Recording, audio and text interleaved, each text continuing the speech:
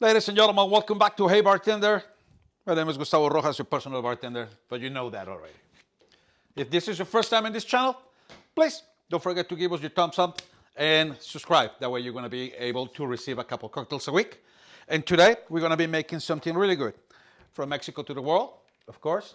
A really cool cocktail made with the best two products in the planet, tequila and mezcal. Okay, so please stay with me, and today we're going to show you how to make the feelings that live inside me.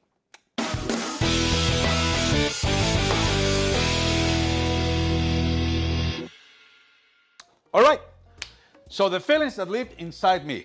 So this is actually a beautiful and stunning cocktail. This is a really nice variation in a sour that is made with tequila and mezcal. And obviously this one is actually made by Natalie in this amazing book that is called The Beautiful Booze, Cocktails That You Can Make at Home. And by far, I mean, it's one of the nicest cocktails that I see. You know, I always mention that there's some sexy cocktails. This one is absolutely gorgeous. And besides that, it tastes absolutely amazing. So I hope you guys like it. And let me show you how are we gonna start. To begin with, we're gonna go for 1 ounce and a quarter of tequila. I'm gonna go for 3/4 of an ounce of el desahogo mezcal.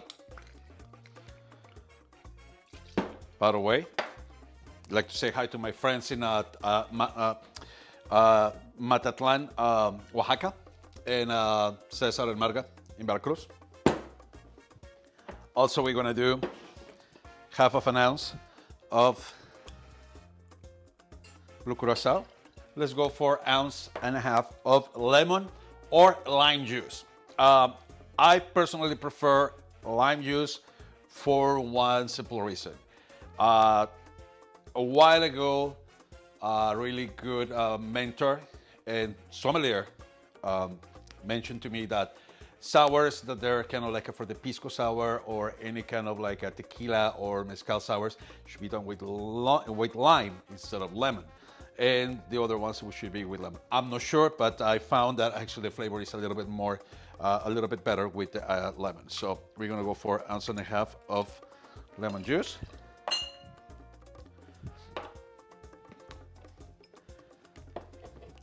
Let's get some orange bitters for dashes. And obviously we're gonna add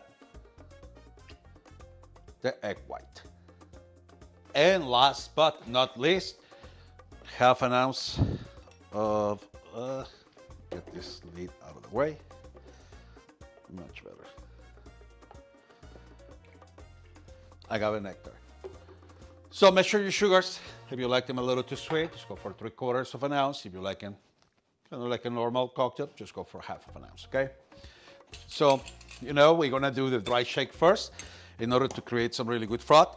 And another trick that I've been seeing in some cocktails or in the internet is that people, they use a spring. So, I don't know where my spring go.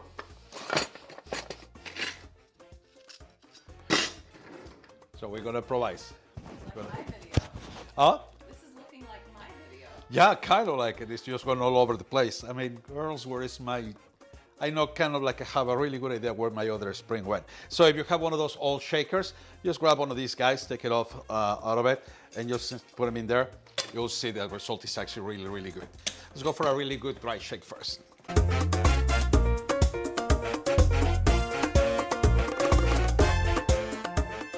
You guys should see production right now.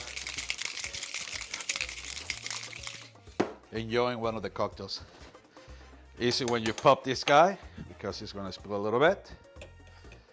Now that we have that, now let's go for some good pieces of ice in there.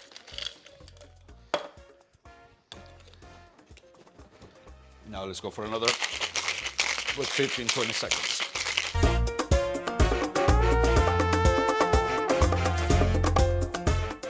There we go.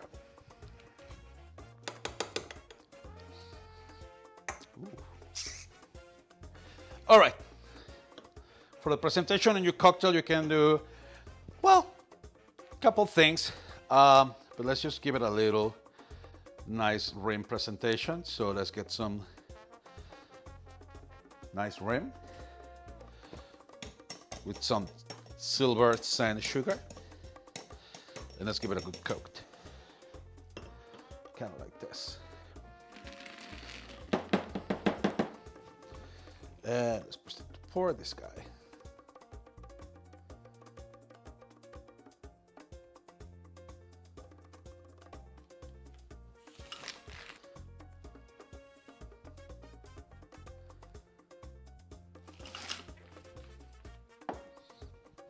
Okay. And we're gonna finalize it with a little bit of cinnamon and sugar on top.